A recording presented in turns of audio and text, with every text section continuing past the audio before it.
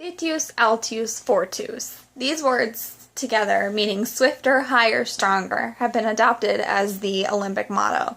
Now, we all grew up watching the Olympics, and every athlete at one point or another has strived to be an Olympic athlete. It's only those who try and strive hard enough that become Olympic athletes and compete on the national level stage.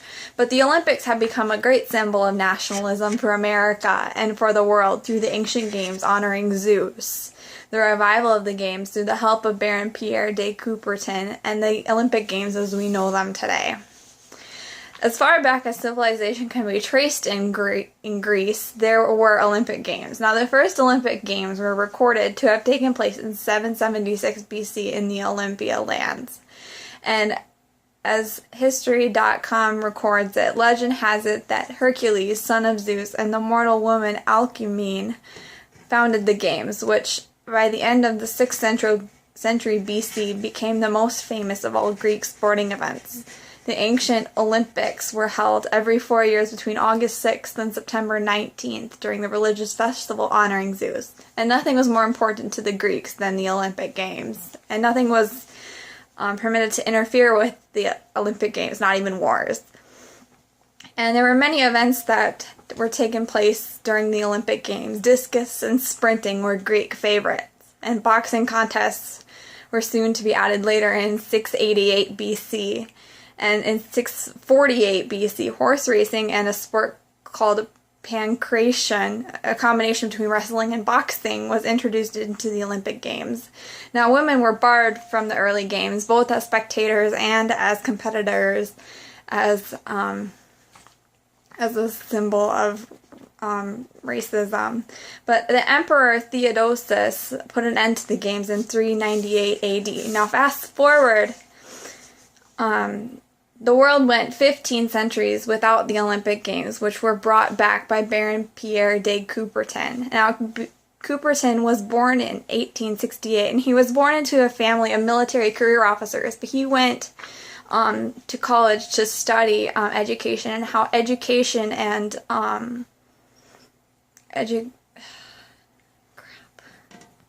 He went on to study the relationship between education and physical activity, and he wrote, Everywhere I went, I was fascinated by the way education seemed to be intertwined with sports. Everywhere, that is, except in my native France, where tradition kept the two separated. And he went on to work to change that practice. So he founded the Athletic Sports Union, an organization which sought to increase the physical education in French sports and universities. He began to publish a monthly newsletter to increase interest in sports activity in France. And he also spoke at the Athletic Congress in 1984 with delegates from 9 nations, with hopes to hold the first modern Olympics in the year 1900 in Paris, France. And in 1984, on June 23rd, the Congress unanimously voted to revive the Games, with the first Games set in 1896 in Athens, Greece. Now, Baron Pierre de Coubertin was not given full credit of the revival of the Games until after the Games in 1912. He was also the creator of the format of the opening and closing ceremonies as we know them today. He was the president of the International Olympic Committee until 1925, and he fought off attempts to immobilize the Games to a permanent location. He died in 1937, and his heart was taken to Olympia, where the first ancient games were held, to be buried in the sacred grove there. Now, as Baron Pierre de Coubertin's games went on, there were many changes from the ancient games to the modern games. So in 1986, 12 nations participated in the reviving of the games, and there was no coordinator of the games, but competition included track and field, swimming, wrestling, weightlifting, cycling, fencing, gymnastics, shooting, and lawn tennis. In 1916, the modern games in Berlin, Germany were canceled due to the escalation of fighting in World War I.